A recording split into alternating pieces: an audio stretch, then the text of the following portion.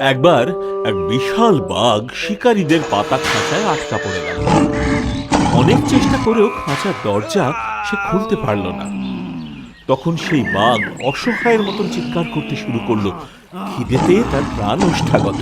খিদের জ্বালায়, রাগে, দুঃখে বাঘ চিৎকার করতে শুরু করলো। এমন সময় সেই পথ দিয়ে এক ব্রাহ্মণ যাচ্ছিলেন।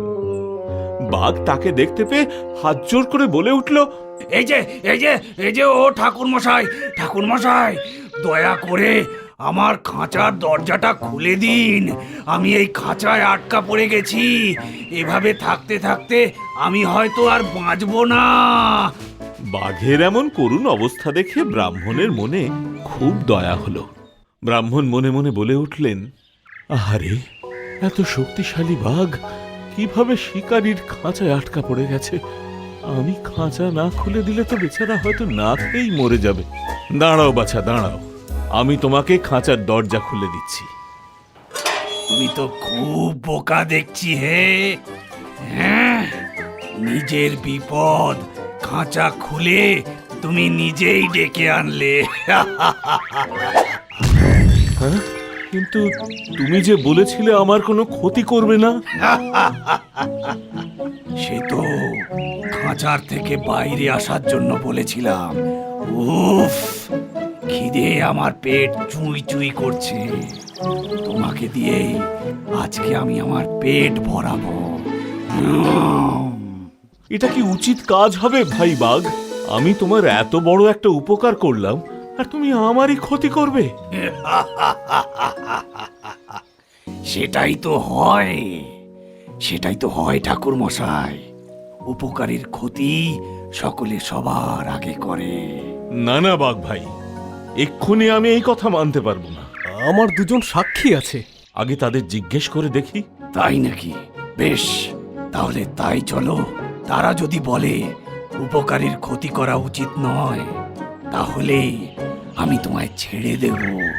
সেই কথা মতো বাঘ আর ব্রাহ্মণ প্রথমেই তাদের প্রথম সাক্ষী গাধার কাছে গেল। ও ভাই গাধা, তুমি বলো তো আমায়, উপকারীর ক্ষতি করা যায় নাকি? তা যায় বই কি ঠাকুর মশাই। দেখুন না, আমি মানুষের কত উপকার করি, অথচ আমার উপরে মানুষগুলো কি অত্যাচারী করে। তাদের সব বোঝা আমরা বইব, আর আমাদেরকেই তারা চাবুক পেটা করে। হ্যাঁ, কি গো ঠাকুর মশাই, শুনলে তো? এবারে তাহলে তোমাকে খেতে কোনো আপত্তি নেই তো? দাঁড়াও বাপু, দাঁড়াও। এই তো আমার প্রথম সাক্ষীর কথা শোনা হলো। আরেকজন সাক্ষীর কথা শুনে দেখি।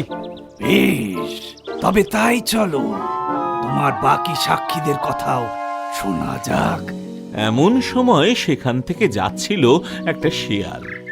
তাকে দেখতে পেয়ে ব্রাহ্মণ বলল, ও শিয়াল ভাই, একটু শুনে যাও। নাম হই ঠাকুর, বলো কি বলবে? হাতে প্রচুর কাজ পড়ে আছে। হ্যাঁ বাবা, বলি, এই যে বাঘ, এ এক খাঁচায় আটকে ছিল, আর আমি সেই পথ দিয়ে যাচ্ছিলাম। দাঁড়াও দাঁড়াও দাঁড়াও দাঁড়াও, ব্যাপারটা গুরুতর বলে মনে হচ্ছে। ব্রাহ্মণ খাঁচা মাথায় নিয়ে পথ দিয়ে যাচ্ছিল, তো বাঘ কোথায় ছিল? এই, আমি আমি খাঁচার মধ্যে ছিলাম, ব্রাহ্মণ পথ দিয়ে যাচ্ছিল। দাঁড়াও দাঁড়াও দাঁড়াও দাঁড়াও, অত তাড়াহুড়ো করো না, ব্যাপারটা বুঝতে হবে। বাঘ, পথ, খাঁচা, ব্রাহ্মণ সব আমার কেমন গুলিয়ে যাচ্ছে। আগে আগে আগে সেই জায়গাটায় একবার চলো তো দেখি। শিয়ালের কথা মতো ওরা তিনজন এলো শিকারীর খাঁচার কাছে। খাঁচাটা দেখিয়ে বাঘ শিয়ালকে বলল, দেখ দেখ মূর্খ, এই যে খাঁচা, এর ভেতরে ছিলাম আমি। আমার তো মাথায় কিছুই ঢুকছে না।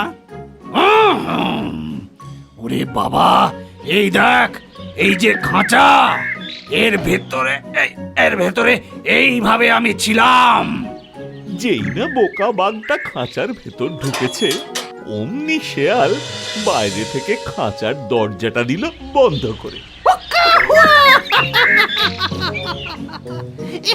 তুমি এবারে ওর ভেতরেই থাকো বাঘ মামা, বাইরে বেরোনোর কোনো দরকার নেই।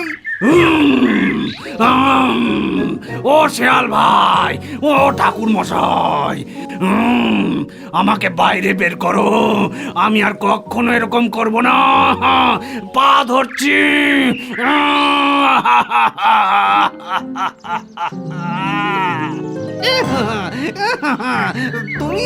তুমি একটা কথা মাথায় রেখো ঠাকুর, উপকারীর ক্ষতি যারা করে তাদের কোনোদিন উপকার করো না। হুক্কা হুয়া।